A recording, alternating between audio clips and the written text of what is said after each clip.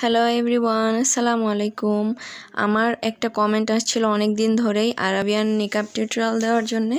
তো এই আপুটি মনে হয় রাগ করেই ফেলেছে। আমার কাছে আরাবিয়ান নিকাব ছিল না, তাই আমি আজকে এটা কিনে নিয়ে এসে তারপর টিউটোরিয়াল দিতে হচ্ছে।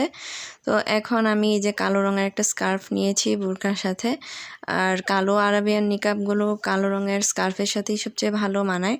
তো এই যে এই হিজাবটাকে এখন আমি প্রথমে হিজাব হিসেবে পরে নিচ্ছি। প্রথমে গলার নিচে একটা পিন করে দিয়েছি। এরপর হিজাবের যে লম্বা অংশটা নিয়েছিলাম সেটাকে মাথার উপর দিয়ে ঘুরিয়ে অপর পাশে নিয়ে চলে আসলাম এবং এইখানে একটা পিন করে দেব।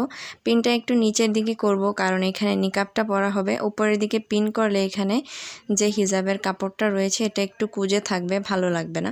তো এই তো আমি সামনে দিয়ে ভালোভাবে ফুল কভারেজ দিয়ে দিচ্ছি।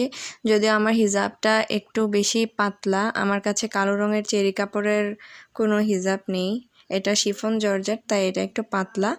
তো তোমরা যখন পরবে চেষ্টা করবে একটু ভারী হিজাব পরার জন্যে।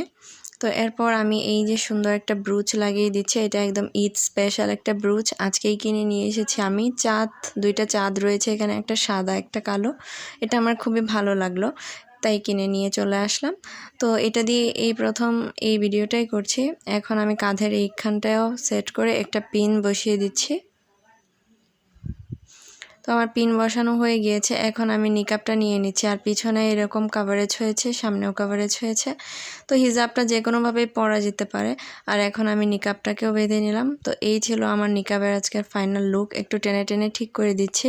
তো কেমন লাগলো তোমাদের কাছে আমার এই আরাবিয়ান নিকাব লুকের ভিডিওটি?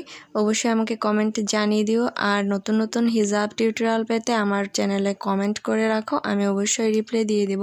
আজকে এই পর্যন্তই, সবাই ভালো থাকবে। আল্লাহ হাফেজ।